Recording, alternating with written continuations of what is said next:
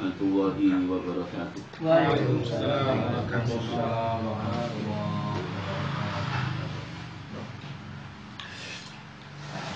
Innal hamdalillah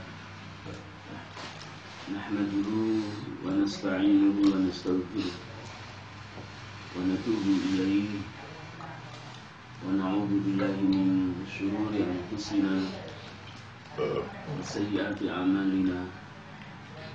May yahdihillahu fala mudilla lahu wa may yudlil fala hadiya lahu. Asyhadu an la ilaha illallah wahdahu la syarika lahu wa asyhadu anna Muhammadan abduhu wa rasuluh la nabiyya wa la rasula ba'dah. Allahumma salli ala nabiyyina Muhammadin wa ala alihi wa ashabihi wa man tabi'ahum bi ihsanin ila yaumiddin wa sallama tasliman katsiran wa ba'd. Assalamualaikum ya ikhwati fillah.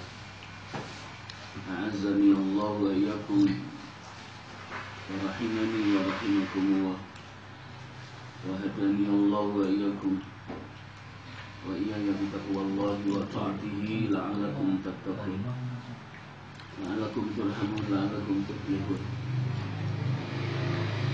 Yaqulu Allah Rabbuna tabaraka wa ta'ala wa huwa khaliquna wa waridu hayatina wa muqaddiru umurina fi kitabihil aziz fi Qur'anil azim. A'udzu billahi minasyaitonir rajim. Ya ayyuhalladzina amanu taqullaha haqqa tuqatih wa la tamutunna illa wa antum muslimun.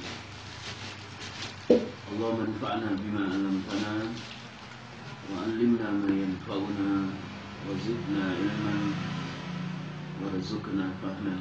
Allahumma musarrifal qulub sarif qulubana ala ta'atika wa ala ta'ati rasulih.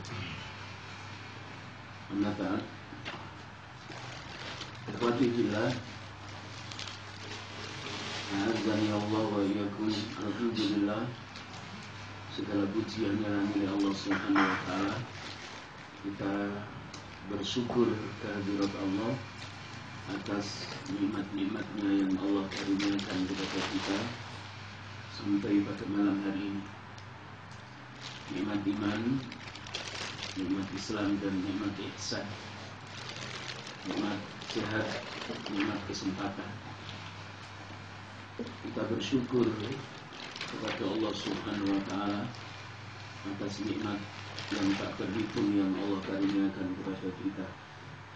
Mudah-mudahan malam hari ini kita dimasukkan oleh Allah dalam golongan hambanya yang mensyukuri nikmat kesehatan dan nikmat kesempatan. Nikmat kesehatan, nikmat kesempatan pada malam hari ini kita buktikan duduk bersama di majelis yang mulia, majelis malam Khamis, majelis tempat kita menambah ilmu tentang Islam yang berpedoman dua tuntunan. Yang pertama adalah Al-Quran, wahyu Allah Subhanahu wa ta'ala, dan yang kedua adalah sunnah Rasulullah sallallahu alaihi wa alihi wa ashabihi. Semoga dua pedoman hidup ini menjadi tata aturan dalam kehidupan kita sebagai seorang mukmin dan sebagai seorang muslim untuk meraih kebahagiaan, kemenangan dan keberuntungan di dunia dan di akhirat. Keberuntungan di tiga negeri kehidupan. Di dunia ini ada dua kebahagiaan yang harus kita bangun.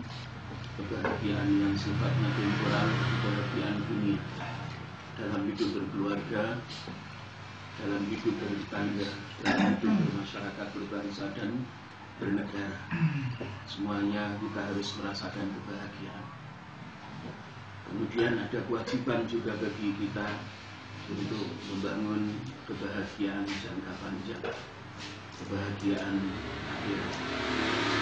Hidup kita di majelis ilmu seperti pada malam hari ini adalah merupakan bagian dari usaha untuk menggapai kemenangan, keberuntungan, kebahagiaan di akhirat. Akhirat adalah kampung asal kita, kesana kita akan kembali. Dan di sana nanti Allah akan memperhitungkan semua amal yang kita lakukan. Amal yang baik akan diperhitungkan oleh Allah dan dilipat gandakan nilai pahalanya. Amal buruk, satu kesalahan, jika kita melakukannya maka balasannya satu. Ikhwati billah azani Allah wa iyyakum. Pada malam hari ini kita akan mengangkat satu tema, Ta'riful Jannati wa dzikru asma'iha wa abwabiha. Makna surga yang menjadi cita-cita tertinggi kita. Kemudian nama-nama surga yang Allah tetapkan di dalam Al-Quran, termasuk juga di dalam hadis Rasulullah SAW, termasuk juga 8 pintu. Surga itu memiliki 8 pintu. Tema ini ada 3 konten yang akan kami sampaikan. Konten yang pertama adalah berkaitan dengan ta'riful jannah, ai ma'naha, ta'rif atau definisi surga, maknanya. Yang kedua adalah asma'uha, nama-nama surga sebagaimana yang Allah jelaskan di dalam Al-Quran, termasuk juga di dalam hadis Nabi kita Muhammad SAW. Dan konten yang ketiga, isian yang ketiga adalah wa abwabuha, nama-nama pintu surga, sebagaimana yang dijelaskan oleh Rasulullah SAW di dalam sunnahnya. Para ikhwah a'azzani Allah wa iyyakum, kembali kepada isian 1 atau konten 1 berkaitan dengan makna, ta'rif atau definisi surga. Al-jannatu lughatan al-bustani. Al-jannah itu adalah bahasa Al-Quran. Maknanya adalah kebun atau surga.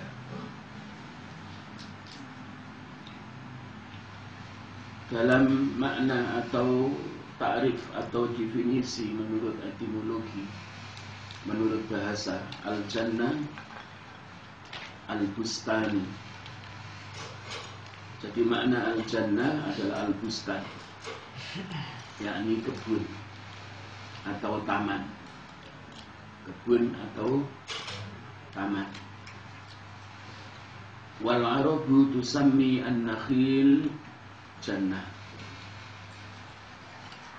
Orang Arab itu menamai kebun kurma itu disebut jannah, disebut surga atau disebut taman. Wa fi Mukhtaril Qamus, dan di dalam Mukhtaril Qamus, al-jannah itu dimaknai al-hadiqatu.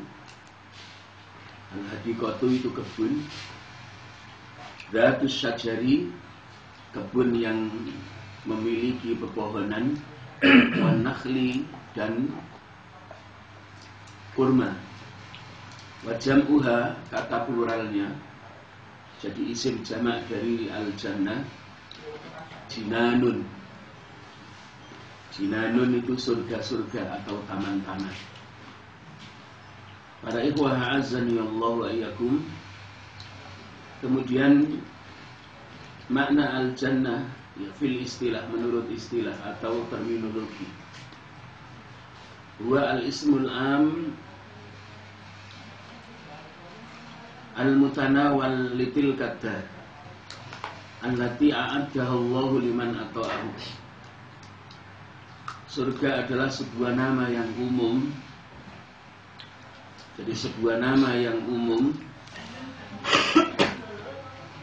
yang diperoleh bagi orang-orang mukmin nanti di negeri akhirat. Di negeri akhirat. Jadi surga adalah sebuah nama khusus yang hanya bisa diraih oleh orang-orang mukmin di negeri akhirat. Allati a'addahullahu liman ata'ahu. Surga itu Allah telah berjanji bahwa yang mendapatkannya adalah liman ata'ahu, hambanya orang-orang mukmin yang taat kepadanya. Para ikhwah a'azzani Allah wa iyyakum, yang di dalamnya terdapat berbagai jenis kenikmatan. Kita tidak mampu membayangkan sifat nikmat surga itu sebagaimana kita pahami bersama ketika Rasulullah SAW ditanya, bagaimana surga itu ya Rasulullah, dan kenikmatannya yang menjadi tempat yang Allah siapkan, yang Allah janjikan bagi hamba-hambanya yang mukmin, yang taat kepada Allah dan taat kepadamu sebagai Rasulnya. Maka dalam sabdanya Rasulullah SAW menjawab, la ainun ra'at wala udhunun sami'at wala khatara ala qalbi bashar. Surga itu adalah kenikmatan mata kita belum pernah melihatnya, menyaksikannya. Jadi mata kita belum pernah melihatnya, menyaksikannya. Padahal Rasulullah SAW sudah pernah melihatnya ketika Isra dan Mi'raj, termasuk juga melalui mimpi. Kalau di antara kita belum pernah, walaupun hanya melihat dalam mimpi. Jadi kenikmatannya tidak terbatas. Rasulullah SAW yang sudah diizini oleh Allah melihat surga ketika Isra dan Mi'raj saja, beliau mensifatinya sebagaimana apa? Sebagaimana yang Allah itu memberi bimbingan kepada beliau. Sehingga jawabannya sebagaimana hadis yang tadi kami sampaikan, la ainun ra'at, tidak ada mata yang pernah melihatnya.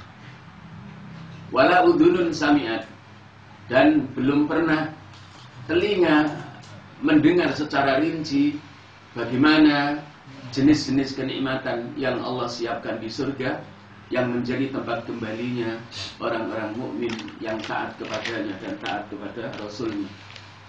Wala khatara ala qalbi bashar, dan tidak pernah terlintas di dalam hati manusia. Jadi surga itu kenikmatannya tidak bisa dibayangkan. Kalau bisa dibayangkan berarti nikmat surga terbatas.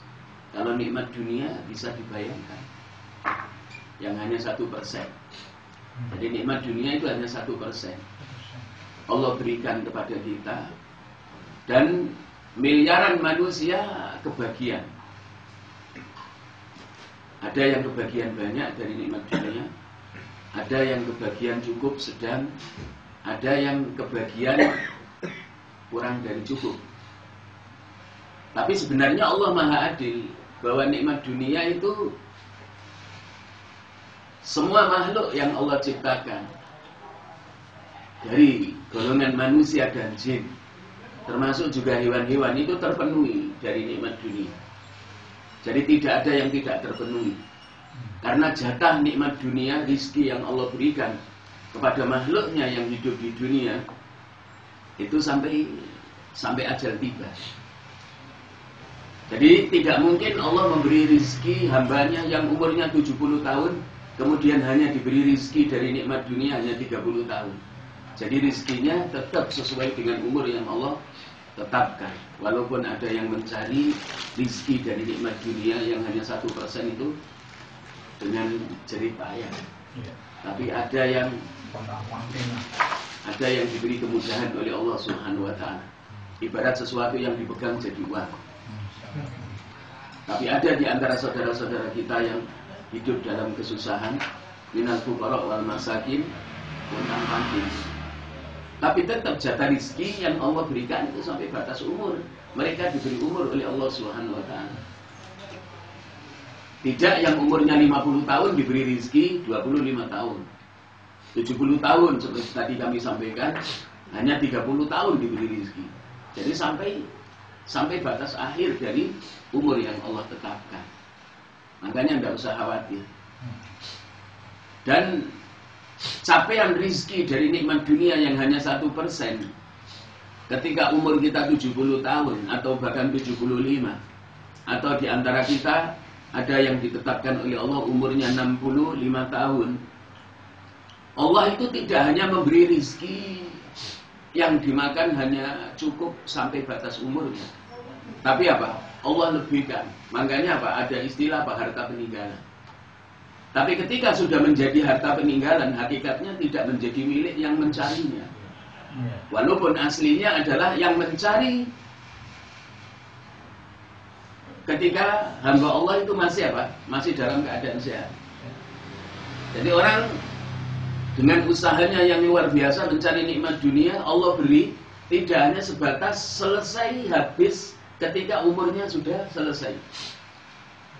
Tapi Allah lebihkan. Walaupun dalam kalangan Islam ya, itu ada orang tua yang sama sekali tidak mewariskan apa-apa. Tapi banyak di antara orang tua kaum muslimin yang mewariskan banyak harta. Banyak harta. Tapi hakikatnya yang ditinggal oleh si mayit itu bukan menjadi bagiannya lagi.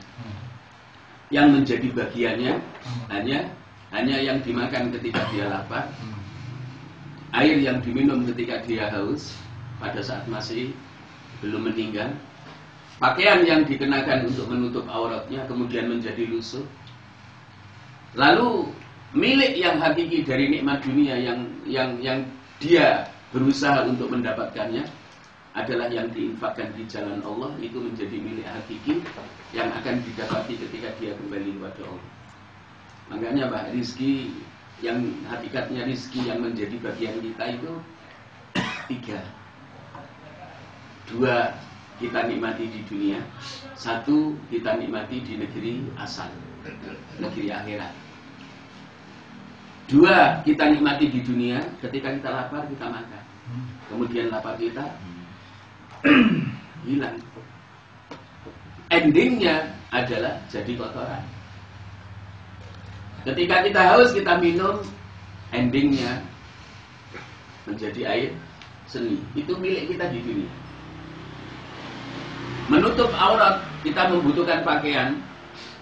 Dengan harta yang kita usaha untuk mendapatkannya, kita beli pakaian untuk menutup aurat, maka pakaian yang kita kenakan menjadi lusuh, itu hanya menjadi milik di dunia.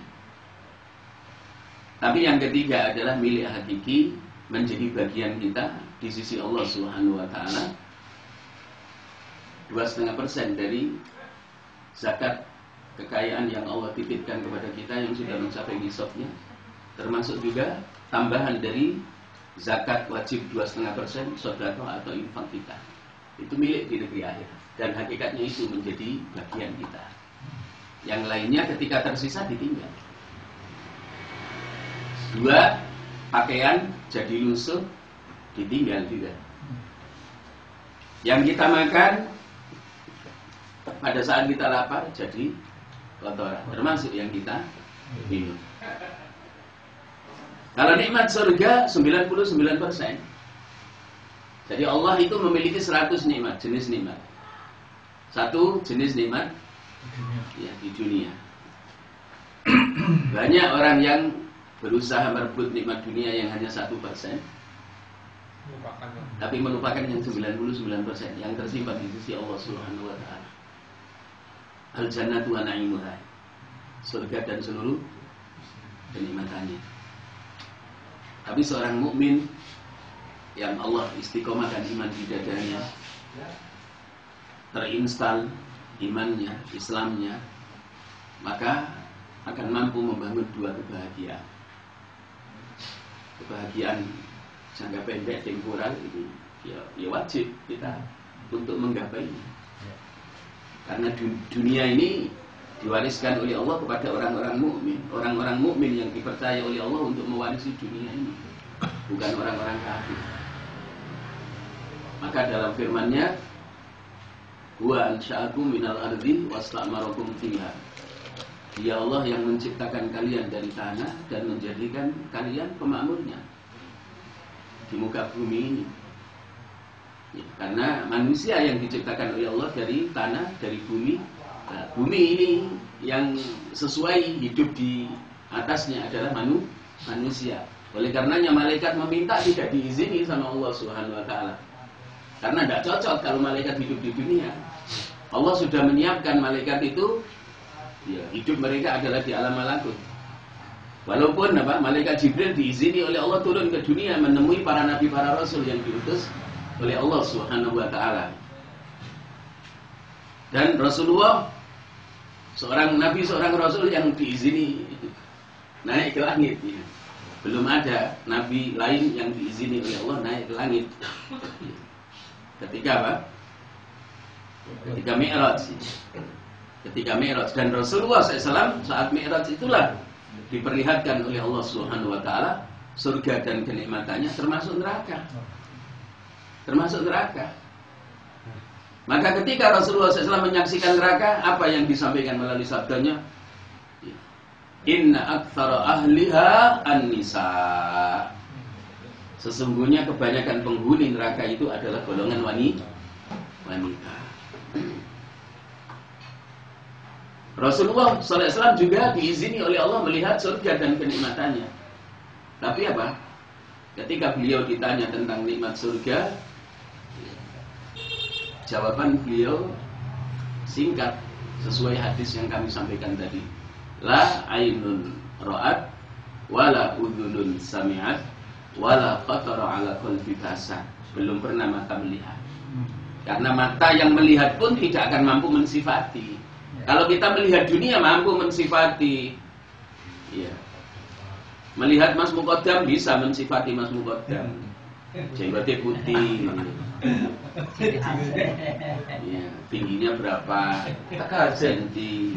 Tekal saya dong. Kalau saya di sini di sekolah. Mesti ditanya saja. Ikhwati fillah azani Allah wa iyyakum. Jadi tidak bisa dibayangkan oleh hati. Wala khatara ala qalbi basar. Tidak pernah terlintas di dalam hati manusia. Kita tidak mampu membayangkan. Tidak mampu membayangkan. Maka seorang mukmin itu dua sisi kebahagiaan dalam hidupnya yang ia lihat. Semangat dalam membangun kebahagiaan di dunia, tapi mata hatinya tetap melihat apa? Kebahagiaan jangka panjang di negeri akhirat. Melihat nikmat dunia yang diibaratkan oleh Nabi seperti apa? Jadi telunjuk kita masukkan ke laut, ya. Kemudian kita angkat. Paham orang mukmin itu bahwa air yang membasahi jari telunjuk ketika dicelupkan di lautan itu adalah nikmat dunia. Dan sangat paham juga bahwa apa? Yang tersisa air di laut itu adalah nikmat akhirat. Yang dimaksud adalah al-jannatu wa na'imuha. Al-jannatu wa na'imuha, surga dan jenis-jenis kenikmatan yang Allah siapkan bagi hambanya yang taat. Allati a'addaha liman ata'ahu. Jadi surga dengan seluruh kenikmatannya yang Allah telah menjanjikan, menyiapkan liman ata'ahu bagi hambanya yang mukmin, yang taat kepadanya dan taat kepada Rasulnya. Para ikhwah a'azzani Allah wa iyyakum. Wa min asma'il jannah. Surga itu memiliki beberapa nama.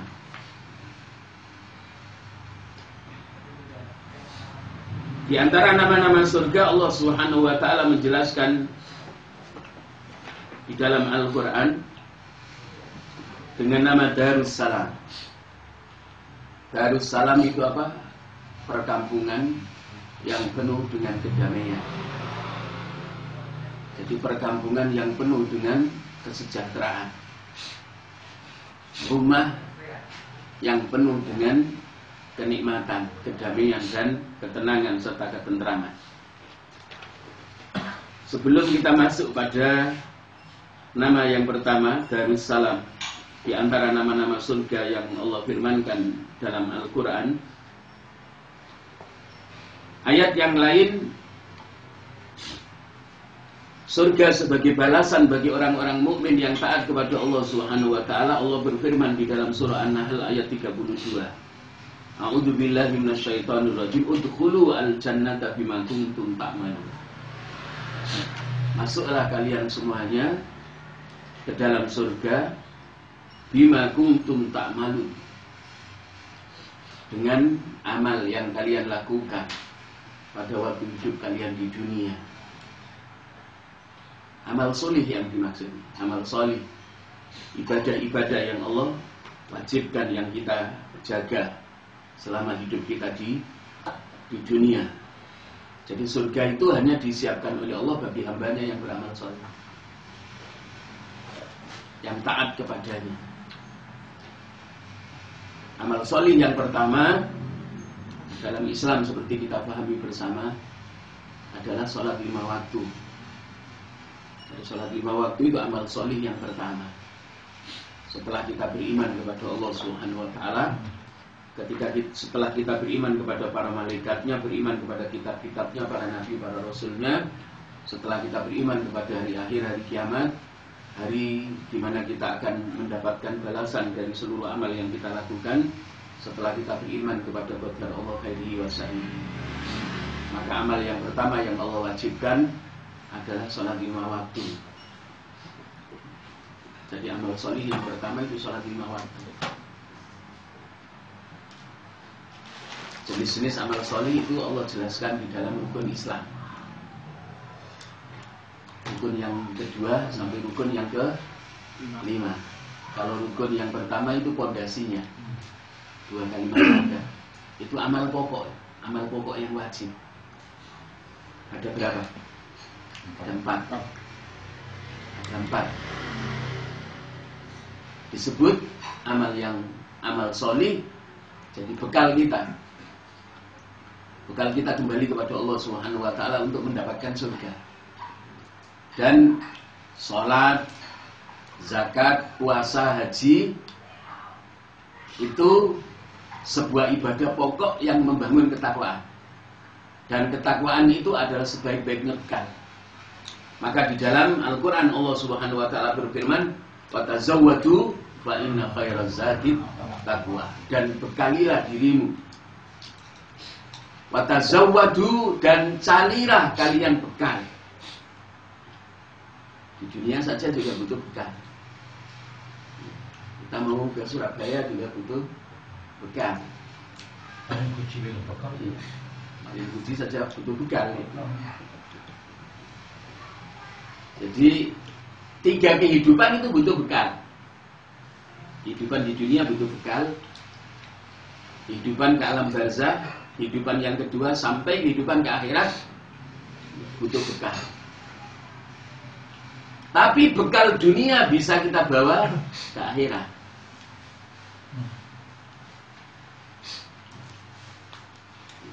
Kalau sholat itu sudah merupakan amalan akhirat, tapi juga dibangun di dunia. Tapi ada dunia, nikmat dunia yang bisa kita bawa ke akhirat. Harta benda yang kita miliki. Harta benda yang kita miliki itu bisa dibawa ke akhirat. Tapi kebanyakan manusia yang dibawa ke akhirat sedikit. Tapi yang ditinggal di dunia banyak. Yang ditinggal di dunia banyak. Kalau sahabat Utsman ibnu Affan banyak yang dibawa ke akhirat. Bahkan tabungan akhiratnya sampai sekarang, sumur yang dulu beliau bikin pada waktu beliau menjadi khalifah yang ketiga, sampai sekarang masih.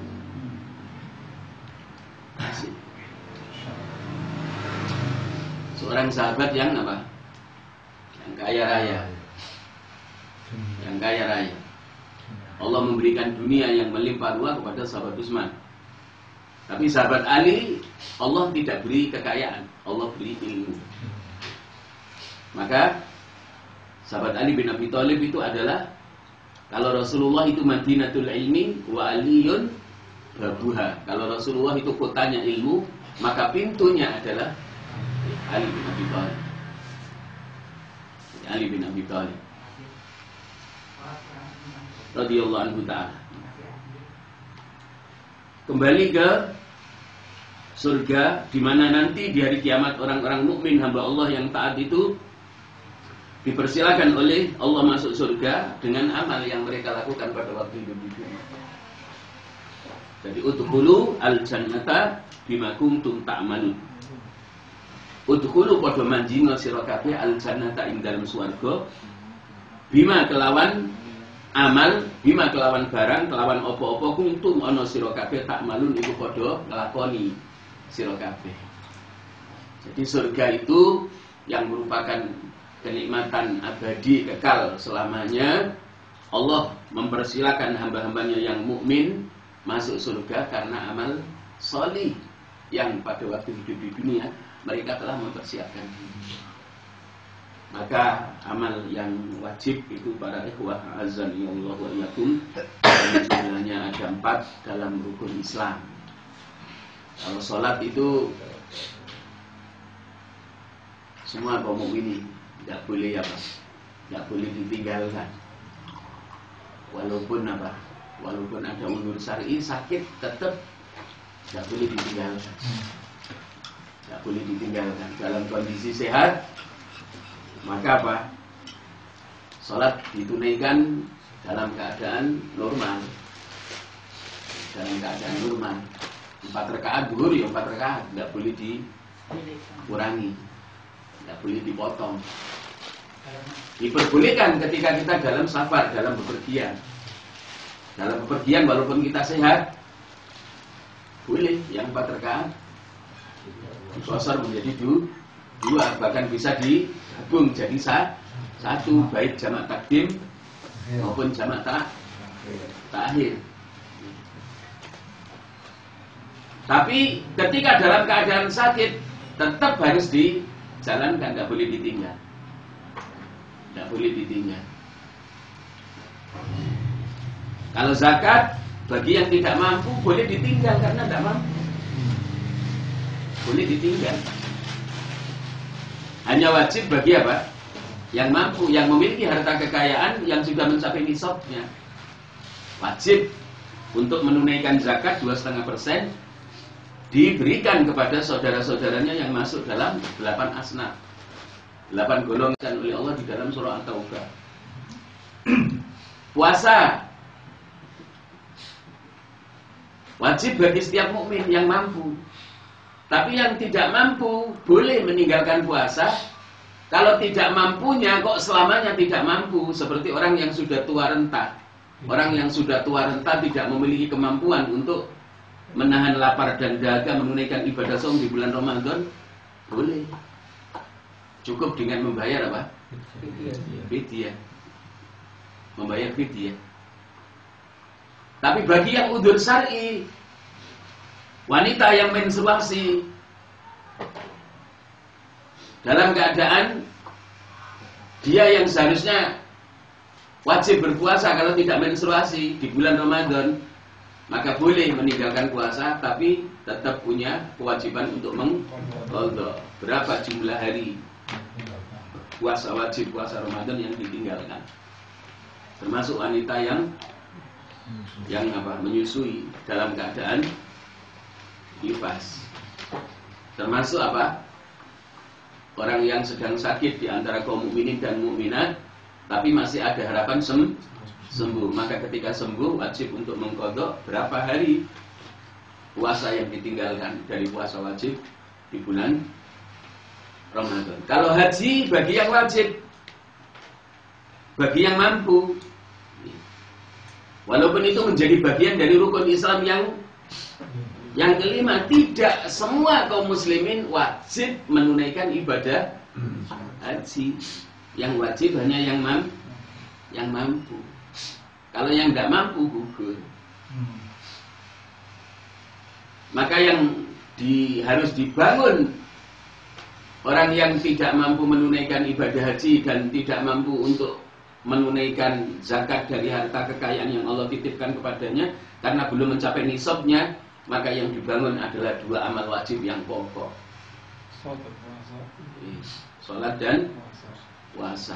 Dan yang paling utama adalah salat. Salat itu penentu utama. Oleh karenanya Rasulullah SAW dalam sabdanya, awwalu ma yuhasabu bil abdu yaumal qiyamati salatu. Seorang hamba di hari kiamat nanti pertama kali Allah menghisab, meminta pertanggungjawaban atas amal yang dilakukannya pada waktu hidup di dunia, salatuhu, salatnya. Maka salat ini harus kita utamakan.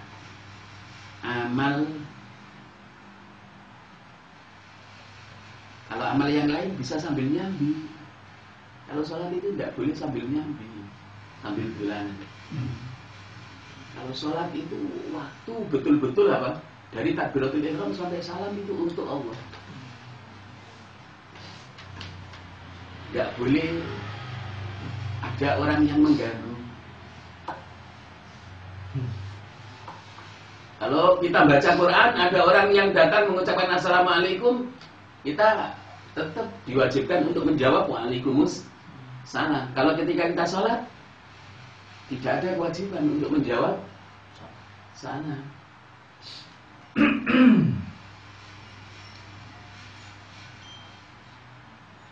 Berpuasa sambil ngobrol boleh, sambil tidur juga boleh. Sholat sambil tidur, ya tidak sah sholat. Ini.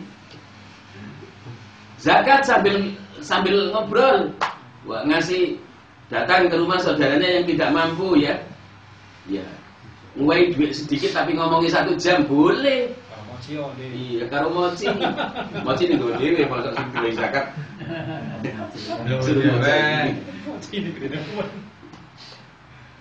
Haji juga boleh sambil apa? Kayak melontar jumroh dari Mina tempat kita mabit ya. Kemudian melontar jumroh Aqobah, jumroh ula, jumroh wusta, jumroh Aqobah. Jalan ya sambil ngobrol diperbolehkan. Yang nggak boleh ngobrol dengan orang lain, ngobrolnya hanya sama Allah Subhanahu wa taala adalah ketika kita menunaikan sholat 5 waktu. Sholat 5 waktu. Zakat tidak ada kewajiban untuk khusyuk. Ya. Zakat tidak ada kewajiban untuk khusyuk. Hanya apa? Ikhlas dalam memberikan zakat itu, tidak harus khusyuk. Ya. Niat saja, niat ikhlas. Kalau sholat di samping niat harus khusyuk, ya. Tuntutan khusyuknya adalah dari takbiratul ihram sampai salam. Haji, tawaf, banyak orang tawaf sambil ngobrol juga ya. Jadi khusyuk itu tidak begitu dituntut. Yang penting apa nih? Niat. Karena haji adalah ibadah jasmani. Tapi menjaga niat tetap harus apa? Harus ikhlas bahwa haji adalah memenuhi panggilan Allah, melaksanakan rukun Islam yang ke-5 dalam rangka menyempurnakan Islam agama kita, rukun yang terakhir.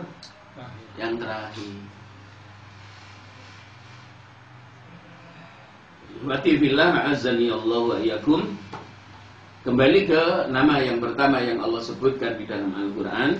Di antara nama-nama surga adalah Darussalam. Allah berfirman di dalam surah Yunus ayat 25 dan di dalam surah Al-An'am ayat 127.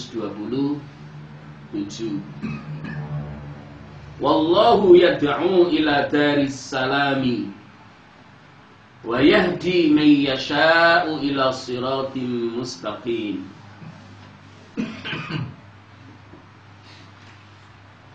Wallahu yad'u ila daris salam. Allah itu mengajak kita, memanggil kita untuk mendapatkan surga Darussalam.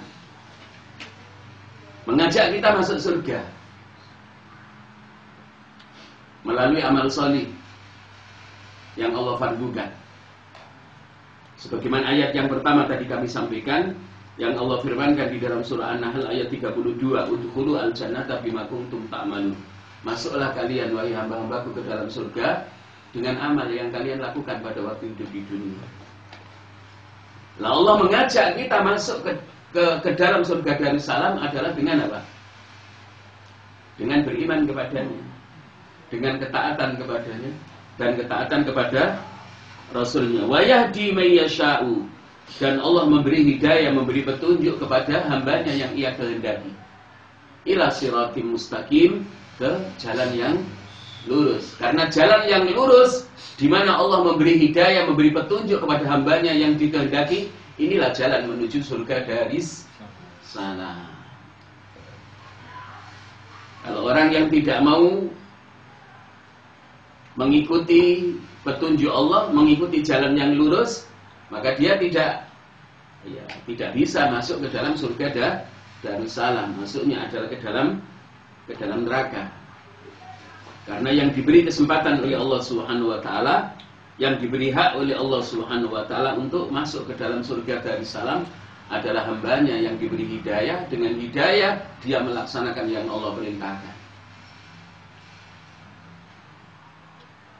Ibadah-ibadah yang wajib yang dicontohkan oleh Nabi kita Muhammad sallallahu alaihi wa ala alihi wasallam.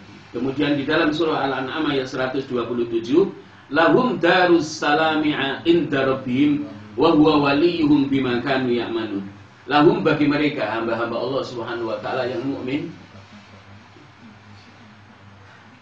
yang beriman, darussalami, surga Darussalam, inda rabbihim, di sisi Tuhan mereka, wa huwa, dan dia Allah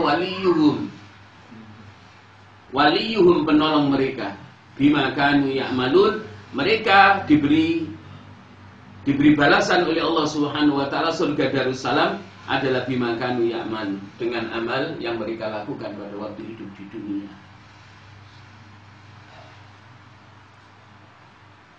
Fahiya Darussalamin min kulli baliyatin wa afatin. Surga Darussalam itu adalah surga, tempat yang penuh dengan kedamaian dan keselamatan, min kulli baliyatin, dari segala ujian wa afatin dan bencana. Jadi di surga itu tidak ada musibah, tidak ada bencana, tidak ada malapetaka. Yang ada adalah kenikmatan. Kalau di dunia tempatnya apa?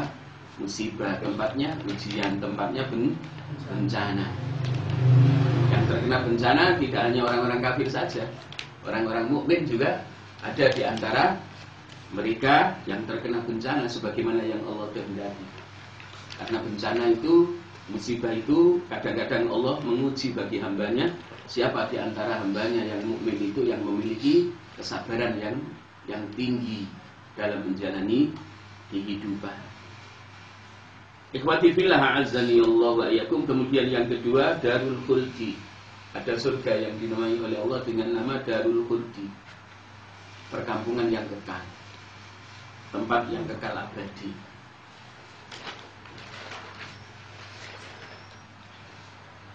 Ahlul Jannah itu yang sudah Allah izini masuk di dalam surga Darussalam atau surga Darul Khuldi, itu tidak ada keinginan untuk pindah tempat. Tidak ada keinginan untuk keluar dan pindah tempat. Berbeda dengan nikmat dunia. Kadang-kadang apa? Allah sudah memberi nikmat dunia, tempat tinggal yang sudah bagus, tapi apa? Ada keinginan untuk apa? Pindah yang lebih bagus. Tapi tidak ada penghuni surga itu yang dimasukkan oleh Allah ke dalam surga yang penuh dengan kenikmatan, pengen pindah, tidak ada. Di mana ia ditempatkan oleh Allah di antara surganya, baik di Darussalam atau di Darul Khuldi, itu apa? Dia tidak punya keinginan untuk masuk ke surga yang ditempati oleh saudaranya. Karena apa? Hati ahlul jannah itu sudah tidak ada keinginan yang dimiliki oleh saudaranya. Tapi kita hidup di dunia ini apa? Masih ada keinginan yang Allah berikan dari nikmat dunia kepada apa? Saudara kita. Walaupun dirinya sudah diberi kenikmatan oleh Allah Subhanahu wa ta'ala, sudah diberi kenikmatan oleh Allah, punya mobil, melihat mobilnya temannya yang lebih bagus ya. Ada keinginan untuk apa? Ya untuk memiliki. Untuk memiliki. Jadi nikmat di dunia itu apa? Ada keinginan pindah dari nikmat satu ke nikmat yang lebih baik lagi. Tapi kalau di dalam surga tidak ingin. Bersyukur atas nikmat yang Allah telah memberi jatah melalui amal solihnya. Karena hatinya sudah dibersihkan oleh Allah Subhanahu wa ta'ala. Tidak ada iri-irian. Tidak ada iri-irian. Berkaitan dengan nama yang kedua ini, Allah Subhanahu wa ta'ala berfirman dalam surah Qaf ayat 34. Surah Qaf ayat 34. Udkhuluha bisalamin dzalika yaumul khulud. Masuklah kalian semua wahai hamba-hambaku ke dalam surga. Tidak ada kenikmatan yang membahagiakan bagi seorang mukmin setelah mereka dihisab oleh Allah di Mahkamah Agung Allah Subhanahu wa taala. Kemudian setelah penghisapan itu Allah memerintahkan udkhuluha bisalamin. Wahai hamba-hambaku, penghisapan yang aku lakukan atas dirimu, perhitungan amal yang aku lakukan atas dirimu sudah selesai. Aku putuskan dan aku tetapkan, masuklah kamu ke dalam surgaku dengan damai, dengan sejahtera. Itu tidak ada kebahagiaan. Tidak ada kebahagiaan yang melebihi ketika Allah itu memerintahkan kita setelah diperhitungkan amal kita, diperintahkan menuju surga. Siapa yang Allah telah perintahkan dari hambanya setelah dihisab, masuklah kalian wahai hamba-hambaku ke dalam surga dengan damai, dengan tenang, dengan sejahtera, maka lewat neraka jahanamnya tidak akan terpeleset. Tidak akan terpeleset. Keadaan umat Rasulullah SAW yang selamat tidak kecebur kan berapa itu? 6 ya.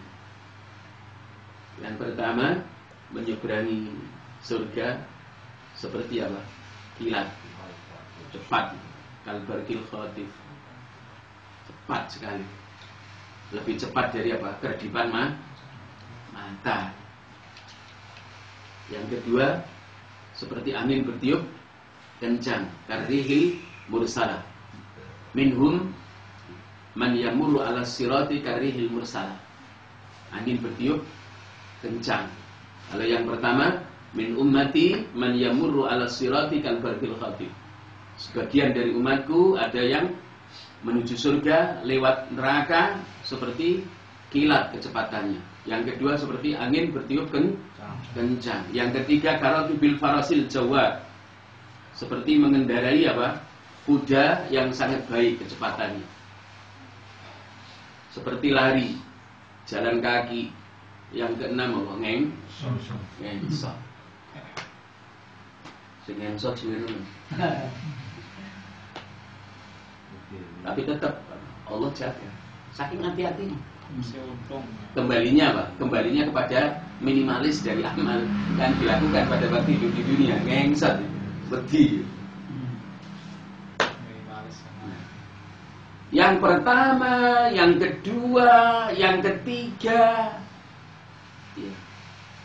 Khususnya yang pertama dan yang kedua dan yang ketiga itu api neraka tidak terlihat olehnya. Tapi yang ngengsot itu samberan air neraka, ya. Yang bantolannya apa? Meliuk-liuk, menyambar-nyambar. Itu apa? Seliweran di atas kepalanya, seliweran. Sehingga apa? Hati-hatinya ngengsot. tapi tetap anjlok. Karena Rasulullah SAW nunggui. Berapa lama sih? Ini suti masih itu Tidak ada penjelasan berapa lama di sini. Saanjoke. Saanjoke sesuai amal yang dilakukannya pada waktu hidup di dunia. Jadi kecepatannya itu sesuai amal yang dilakukan pada waktu hidup di dunia. Tapi luar biasanya keistimewaan bagi kita sebagai umat Rasulullah SAW itu apa? Rasulullah SAW berdoa Allahumma salli, Allahumma salli. Rasulullah SAW pertama kali membuka pintu surga itu beliau tidak langsung masuk.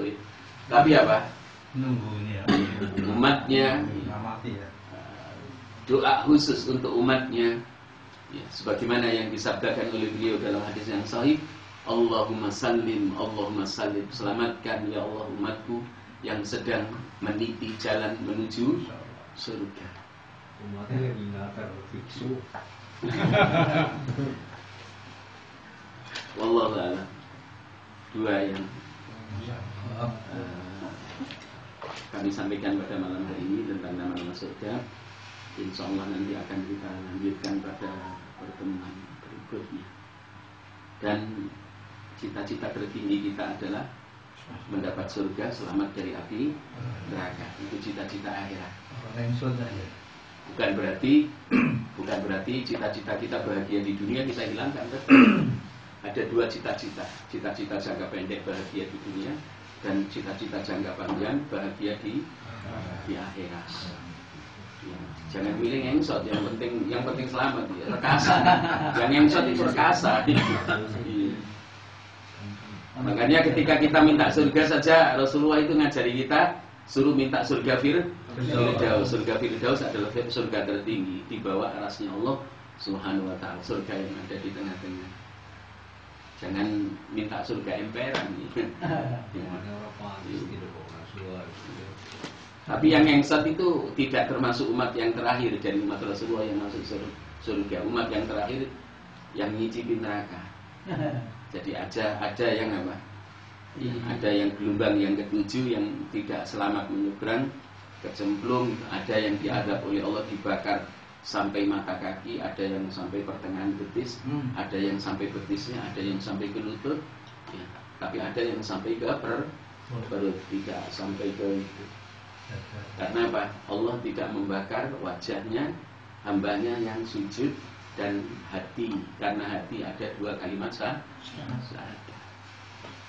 Kalau orang kafir gesang kabeh mati. Apalagi munafik sih ya. Orang munafik ambles ya, karena di neraka paling bawah. Kalau umatnya Rasulullah yang masuk neraka itu di neraka paling pucuk. Ada yang dibakar hanya telapak kakinya sampai mata kaki. Ada yang sampai setengah betis, ada yang sampai betis, ada yang sampai lutut, ada yang sampai apa perut, tidak sampai ke hati. Wallahu a'lam bishawab. Kami kembalikan kepada pembawa acara. Wassalamualaikum warahmatullahi wabarakatuh. Waalaikumsalam warahmatullahi wabarakatuh.